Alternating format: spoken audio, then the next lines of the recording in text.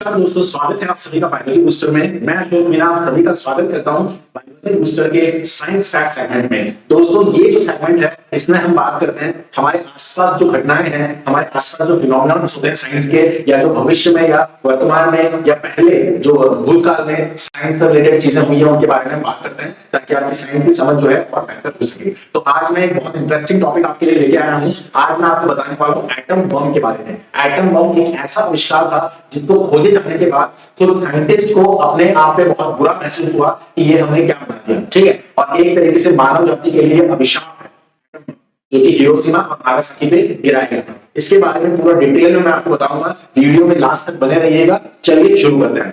दोस्तों, सबसे पहली बात, ये शुरुआत होती है 1798 से, जब यूरेनियम की खोज हुई। इसके 100 साल बाद हेनरी बैक्वेरेल नाम के एक साइंटिस्ट थे जिन्होंने यूरेनियम से रेडियो एक्टिविटी की खोज की कि यूरेनियम से कुछ रेडियो एक्टिव तरंगें निकलती है, और फिर आगे मैडम क्यूरी और पेरी क्यूरी ने इसमें और शोध किया था।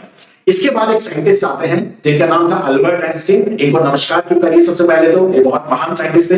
इन्होंने एक ऐसी इक्वेशन दी जिसने सबका दिमाग घुमा के रख दिया, E = mc²। इन्होंने ये बताया कि अगर लाइट के प्रकाश, लाइट की जो स्पीड है उससे एनर्जी दी जाए, उससे उतनी रफ्तार से अगर कोई मास है, ठीक है, उसको सप्लाई मिले तो वो एनर्जी में कन्वर्ट हो जाएगा। यानी कि एनर्जी और मास इक्वल है। ठीक है, कोई मास है उससे उतनी ही एनर्जी निकलेगी अगर हम उसे लाइट के प्रकाश से हीट करेंगे। ठीक है, उसे उतनी ऊर्जा दी जाए। ठीक है, E = mc²। इन्होंने ये कंसेप्ट दिया, लेकिन खुद अल्बर्ट आइंस्टीन को भी नहीं पता था कि वो जो इक्वेशन बता रहे हैं उससे इतना खतरनाक कोई चीज बनेगी। ठीक है, इसके बाद एनरिको फर्मी साइंटिस्ट है, उन्होंने बम्बार्ड किया यूरेनियम पे, यूरेनियम को बम्बार्ड किया कुछ इलेक्ट्रॉन से। ठीक है, कुछ न्यूट्रॉन से बम्बार्ड किया और उससे चीजें निकली बाहर। क्या निकला? क्रिप्टॉन, बेरियम और न्यूट्रॉन। ठीक है, तो जब ये चीजें निकली, इसके साथ एनर्जी भी निकली। ठीक है, फिर आगे और बम्बार्ड किया उसको, यूरेनियम को, तो फिर और फर्दर बम्बार्ड होते गया और छोटे छोटे एटम्स और बम्बार्डमेंट होते गए और एनर्जी निकलती गई। तो इससे यहाँ ये कंसेप्ट बना, यहाँ पे एनरिको फर्मी को ये समझ में आया कि इससे कोई बॉम्ब बनाया जा सकता है। ठीक है, उन्होंने बस इसकी कल्पना की थी, और उन्होंने ये भी कहा था कि इससे ऑटो हैन जो थे, ऑटो हैन साइंटिस्ट, न्यूक्लियर फिजन की डिस्कवरी जिन्होंने की थी, उन्होंने ये भी बताया ऑटो हैन ने कि इसका इस्तेमाल जो है आप बिजली बनाने के लिए कर सकते हैं। लेकिन ईश्वर को या प्रकृति को कुछ और ही मंजूर था, इससे कुछ अलग चीज बनी। इसकी कहानी शुरू होती है 1933 से, जब हिटलर की नाजी पार्टी सत्ता में आई और हिटलर पूरी तरीके से तानाशाह बन गया। हिटलर ने सबसे पहले जर्मनी में जो लोग थे, जो जीव्स थे, ठीक है, उनको भगा दिया वहां से, उनको प्रताड़ित किया, यहूदियों को प्रताड़ित करना उसने शुरू किया। केवल वो चाहता था कि यहाँ पे जो है नाजी लोग रहे, यहूदी ना रहे। तो यहूदी सारे जर्मनी छोड़ के यूरोप के दूसरे देशों में भाग गए। साइंटिस्ट भी इसमें इंक्लूड थे।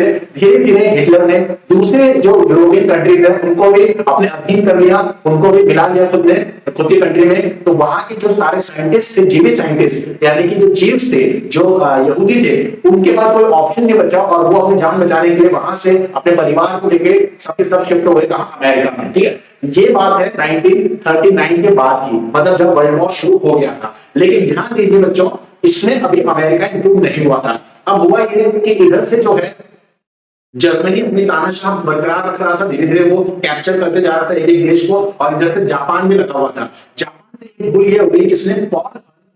पर्ल हार्बर पे बम ब्लास्ट कर दिया, और पर्ल हार्बर जो है एक मतलब बंदरगाह था यूएसए का, उसको उसने पूरी तरीके से नष्ट कर दिया। इसके बाद 1941 में अमेरिका भी इस युद्ध में शामिल हो गया। अमेरिका जब इस युद्ध में शामिल हुआ तो उसको पता नहीं था कि आगे इसका अंजाम क्या होने वाला है। जर्मनी के एक साइंटिस्ट है, बहुत फेमस साइंटिस्ट है, W. हैंसेनबर्ग, उनको बोला कि आप जो है यूरेनियम का इस्तेमाल करके एक ऐसा बम बनाओ जिससे एक ही बार में पूरा शहर नष्ट हो जाए।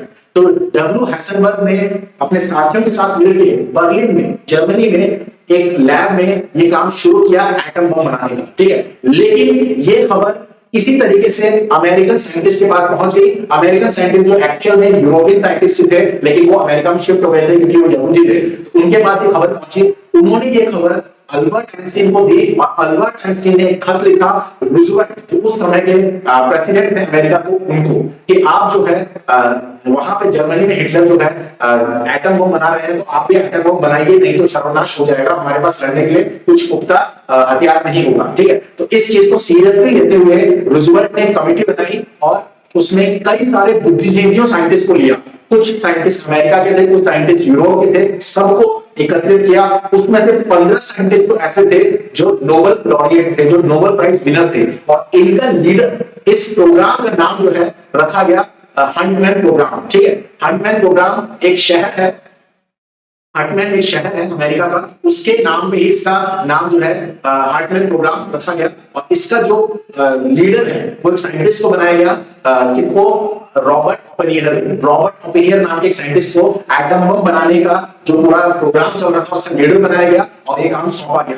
लेकिन दिक्कत ये आ रही थी कि एटम बम बनाने के लिए हमें चाहिए यूरेनियम, क्योंकि कुछ एलिमेंट भी रेडियोएक्टिव होते हैं, यूरेनियम, प्लूटोनियम, थोरियम, ये सब। ठीक है, तो यूरेनियम अमेरिका के पास नहीं था। यूरेनियम सबसे उच्चतर क्वालिटी का पाया जाता था कांगो में, और कांगो अधीन था किसके, जर्मनी के। तो इस टाइम इसी तरीके से वहां के जो ओनर थे, उस मिल के जो ओनर थे, उन्होंने संपर्क स्थापित किया अमेरिका के प्रेसिडेंट के साथ, और पूरा का पूरा जो कोल है, पूरा का पूरा सॉरी जो यूरेनियम है, उसको भेज दिया गया अमेरिका। ठीक है, तो अमेरिका के पास खूब सारा यूरेनियम आ गया था, और उसके पास प्लूटोनियम भी था, जिससे उसने एटम बम बनाया। एटम बम वर्क कैसे करता है ये मैं आपको बताता हूँ। यूरेनियम को बम्बार्ड किया जाता है इसके साथ, न्यूट्रॉन के साथ जब यूरेनियम को बम्बार्ड किया जाता है तो उससे प्रोटॉन निकलता है, उससे बेरियम निकलता है, उससे यूरेनियम निकलता है, और उससे क्या निकलता है, उससे रेडिएशन निकलती है। ठीक है, अगेन जब फिर यूरेनियम को बम्बार्ड किया जाता है, यूरेनियम के एटम को न्यूट्रॉन के साथ, तो फिर यही प्रोसेस होता है, बार बार यही प्रोसेस होता रहता है, ये चेन रिएक्शन बन जाती है, और ये न्यूक्लियर फिशन के कांसेप्ट पे काम करता है, जो कि ऑटो हॉर्न ने दिया था। इस तरीके से इतनी ज्यादा ऊर्जा प्रोड्यूस की जाती है कि वो पूरे शहर को तबाह करने के लिए सक्षम है। इस चीज को परीक्षण करने से पहले, इस चीज को लॉन्च करने से पहले, एटम बम को विस्फोट करने से पहले इसका परीक्षण किया गया एक जगह पे रेगिस्तान में, और 15 किलोमीटर दूर लगभग साइंटिस्ट सारे बैठ के इसको देख रहे थे, और ऐसा लगा जब वो फटा तो ऐसा लगा जैसे पूरा आकाश जो है उसमें बिजली से टौल रही हो। ठीक है, और कई साइंटिस्ट जो है उस समय के लिए उनके आंखों में उनकी रोशनी चले गई। ठीक है, और उसके बाद उन्होंने, कई साइंटिस्टों ने अलग अलग बात कही, कुछ ने ये कहा कि बहुत गलत चीज हमने बना दी है, कुछ ने ये कहा कि ये विध्वंस है। लेकिन जो इसके ओनर थे, जो इसके इस प्रोग्राम के ओनर थे, रॉबर्ट ओपेनियर, उन्होंने गीता के 11वें अध्याय का 18वां श्लोक बोला था। श्लोक आप देख लेना कौन सा था, उसका मतलब है श्लोक का, कृष्ण कहते हैं अर्जुन को कि I am the death, the only death to all this universe. ठीक है, बिकम द डेथ। ठीक है, ये श्लोक था कि मैं ही मृत्यु हूं और मैं ही सर्वनाश करने में सक्षम हूं। ये श्लोक किसने बोला, रॉबर्ट ओपेनियर ने बोला, और उसके बाद वो वहां से चले गए। उसके बाद वर्ल्ड वॉर 2 खत्म हो गया था, लेकिन जो जापान है वो मान नहीं रहा था, वो कंटिन्यूअसली डिस्ट्रक्शन किए जा रहा था। तो इस वजह से उसको चेतावनी दी गई, और चेतावनी देने के बाद भी जब वो नहीं माना तो अमेरिका ने 1945 6 अगस्त को पहला एटम बम, जिसका नाम था लिटिल बॉय, वो भेज दिया हिरोशिमा पे, और 9 1945 को दूसरा एटम बम, जिसका नाम था फैटमैन, वो फेंक दिया नागासाकी पे। इस पूरे प्रकरण में ये जब एटम बम फटे तो इसमें 2,14,000 लोगों की जान गई, और रेडिएशन इतनी ज्यादा फैल गई कि अब भी वहां के लोग जो है अजीब सी किसी ना किसी डिजीज के साथ वो जन्म लेते हैं, कुछ ना कुछ दिक्कत है। अभी हम बात करें तो America, Russia, China, India, Pakistan, इन सभी देशों के पास एटम बम है, कुछ के पास हाइड्रोजन बम भी है। तो ये एक विस्फोटक चीजें हैं जो पूरी पृथ्वी को तबाह करने में सक्षम है। तो विज्ञान का गलत उपयोग भी हो सकता है, और इतने भयंकर तरीके से हो सकता है, ये बड़ा ही खतरनाक है। ठीक है, चलिए तो आज के वीडियो में इतना ही रखते हैं दोस्तों। होप आपको इससे काफी सारी इंफॉर्मेशन मिली होगी। अगर वीडियो पसंद आया तो प्लीज वीडियो को लाइक कीजिए, अपने फ्रेंड्स को शेयर कीजिए, और चैनल को सब्सक्राइब करना ना भूलें। Thank you so much, love you all.